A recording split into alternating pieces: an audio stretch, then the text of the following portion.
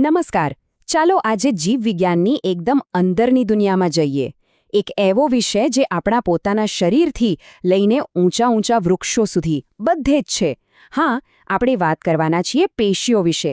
આ એ પાયાની ઈંટ છે જેનાથી દરેક જટિલ સજીવ બનેલો છે. તો ચાલો આ આખા વિષયને એકદમ સરળ રીતે સમજીએ. ચાલો એક મજેદાર સવાલથી શરૂઆત કરીએ.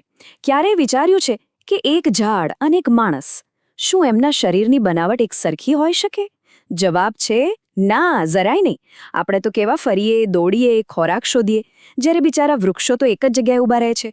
અને બસ આ જ જે મોટો તફાવત છે ને, એના કારણે જ વનસ્પતિ અને પ્રાણીઓ બંનેને સાવ અલગ અલગ પ્રકારની પેશીઓની જરૂર પડે છે. તો સવાલ એ છે કે આ પેશી છે શું? વેલ, એકદમ સિમ્પલ ભાષામાં કહું તો પેશી એટલે કોષોની એક સ્પેશિયલ ટીમ. જેમ કોઈ સ્પોર્ટ્સ ટીમમાં દરેક પ્લેયરનું એક ખાસ કામ હોય છે ને, બસ એ જ રીતે પેશીમાં પણ બધા કોષો એક સરખા દેખાય છે, એક જ જગ્યાથી આવ્યા હોય છે અને એક જ કામ કરવા માટે સાથે જ જોડાયેલા હોય છે. તો આજે આપણે શું જોવાના છીએ? સૌથી પહેલાં તો પેશીઓ શું છે એ સમજીશું. પછી વનસ્પતિ પેશીની અનોખી દુનિયામાં જઈશું. ત્યાંથી સીધા પ્રાણી પેશીની જટિલ રચનાને ખોલીશું. સ્નાયુ અને ચેતાપેશી પર પણ ખાસ વાત કરીશું. અને છેલ્લે આ બધું જ ફટાફટ રિવાઇઝ કરીશું. ઓકે, તો સૌથી પહેલા વાત કરીએ વનસ્પતિ પેશીઓની. વિચારો, વનસ્પતિઓ એક જ જગ્યાએ સ્થિર રહે છે, ખરું ને? એટલે એમની પેશીઓનું મુખ્ય કામ શું હોય? બસ એમને મજબૂત ટેકો આપવો અને એમની વૃદ્ધિ કરવી. અને એટલે જ એમની મોટાભાગની પેશીઓ એકદમ મજબૂત હોય છે. કેટલીક તો મૃત પણ હોય છે, જેથી એમને મજબૂતાઈ મળે. વનસ્પતિમાં છે ને મુખ્યત્વે બે ટાઈપની પેશીઓ હોય છે. પહેલી છે વર્ધનશીલ પેશી. આનું કામ છે બસ છોડને મોટો કરવાનું, એટલે કે વૃદ્ધિ કરવાનું. અને બીજી છે સ્થાયી પેશી. આનું કામ છે છોડને એકદમ મજબૂત સ્ટ્રક્ચર અને સપોર્ટ આપવાનો. તો સિમ્પલ છે, એક છે ગ્રોથ માટે અને બીજી છે સ્ટ્રક્ચર માટે. હવે આ વર્ધનશીલ પેશી છે ને એ બહુ ઇન્ટરેસ્ટિંગ છે. એને છે ને પ્લાન્ટનો ગ્રોથ ઝોન કહી શકાય. એના કોષો નોન-સ્ટોપ વિભાજન પામતા રહે છે અને એના લીધે જ મૂળ જમીનમાં નીચે જાય છે અને ડાળીઓ આકાશ તરફ ઉપર જાય છે. ક્યારેક ડુંગળીને પાણીમાં રાખી હોય તો એના મૂળ જોજો, એની ટોચ પર આ ગ્રોથ થતો ક્લિયર દેખાશે.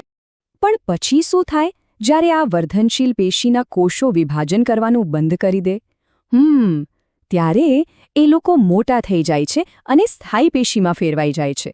પછી એમને એક ખાસ કામ સોંપી દેવામાં આવે છે અને એ જ વનસ્પતિના શરીરનું મુખ્ય માળખું, એટલે કે એનો આખો ઢાંચો બનાવે છે. હવે આ સ્થાયી પેશીમાં પણ બે પ્રકાર છે. એક છે સરળ સ્થાયી પેશી.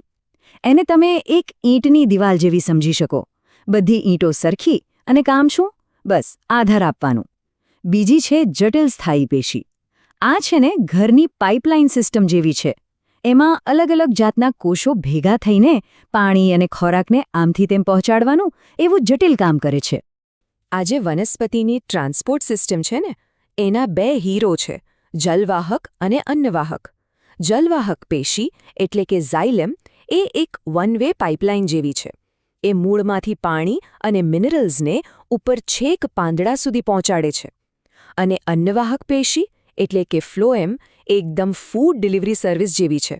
એ પાંદડામાં જે ખાવાનું બને ને, એને આખા પ્લાન્ટના દરેક ભાગ સુધી પહોંચાડે છે. ચલો હવે વનસ્પતિની શાંત દુનિયામાંથી બહાર આવીને પ્રાણીઓની ગતિશીલ દુનિયામાં જઈએ. પ્રાણીઓને તો ફરવું પડે, ખાવું પડે અને આસપાસ શું થઈ રહ્યું છે એના પર તરત જ રિએક્ટ કરવું પડે. આ બધા માટે જોઈએ ઘણી બધી એનર્જી. અને એટલે જ એમની પેશીઓની રચના વનસ્પતિ કરતાં એકદમ અલગ અને ડાયનેમિક હોય છે. પ્રાણીઓમાં મુખ્યત્વે 4 ટાઈપની પેશીઓ જોવા મળે છે. પહેલી છે અધિચ્છદીય પેશી. સમજો કે આ શરીરની ઢાલ છે.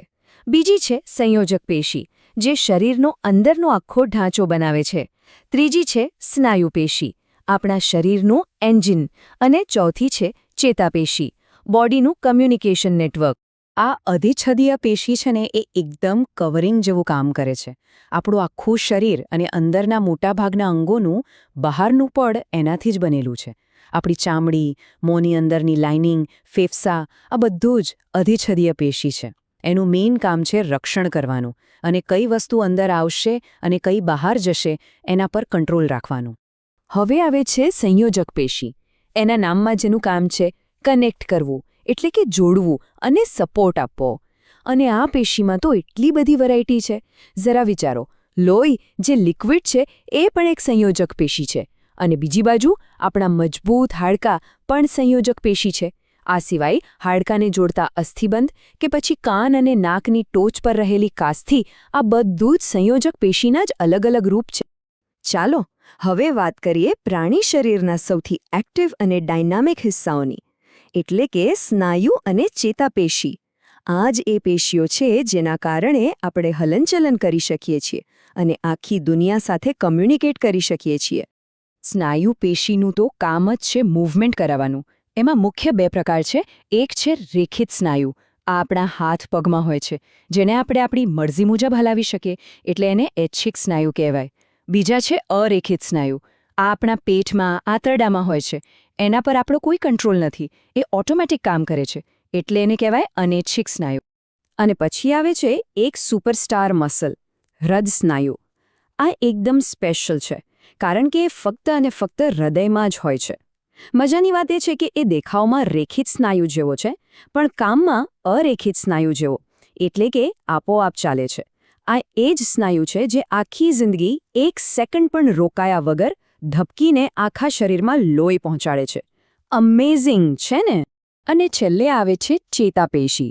એનો સૌથી નાનો પણ સૌથી પાવરફુલ યુનિટ છે ચેતાકોષ, એટલે કે ન્યુરોન.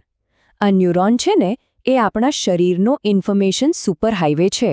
એ વીજળીની ઝડપે મગજથી બોડી પાર્ટ્સ સુધી મેસેજ લઈ જાય છે અને બોડીમાંથી સિગ્નલ પાછા મગજ સુધી લાવે છે. ગરમ વસ્તુને હાથ અડે ને તરત પાછો ખેંચાઈ જાય છે, એ બધો કમાલ આ ચેતાપેશીનો જ છે. તો આ આખી સફર પછી આપણે શું શીખ્યા? ચાલો એક ઝડપી રીકેપ કરી લઈએ. આપણે જોયું કે વનસ્પતિ અને પ્રાણીઓનું જીવન કેટલું અલગ છે અને બસ એ જ પ્રમાણે એમની પેશીઓ પણ કેટલી અલગ અને ખાસ કામ કરવા માટે બનેલી છે. આ ટેબલ પર એક નજર નાખો તો બધું જ એકદમ ક્લિયર થઈ જશે. જુઓ, વનસ્પતિમાં ગ્રોથ માટે વર્ધનશીલ પેશી, તો પ્રાણીઓમાં મૂવમેન્ટ માટે સ્નાયુ પેશી. વનસ્પતિમાં પાણીના ટ્રાન્સપોર્ટ માટે જલવાહક, તો પ્રાણીઓમાં મેસેજના ટ્રાન્સપોર્ટ માટે ચેતાપેશી. ખરેખર દરેક સજીવ પોતાની જરૂરિયાત મુજબ કેટલી અદ્ભુત રીતે બનેલો છે. અને જતા પહેલાં એક સવાલ સાથે છોડી જાઉં છું. ક્યારે વિચાર્યું છે કે આપણા શરીરમાં રહેલા લાખો કરોડો કોષો એ દરરોજ દર સેકન્ડે એકબીજા સાથે આટલા પરફેક્ટ કોઓર્ડિનેશનમાં કેવી રીતે કામ કરતા હશે? આ બધાનો જવાબ આ પેશીઓની અદ્ભુત ગોઠવણમાં જ છે. આ કુદરતની કરામત ખરેખર કોઈ જાદુથી ઓછી નથી. શું કહો છો?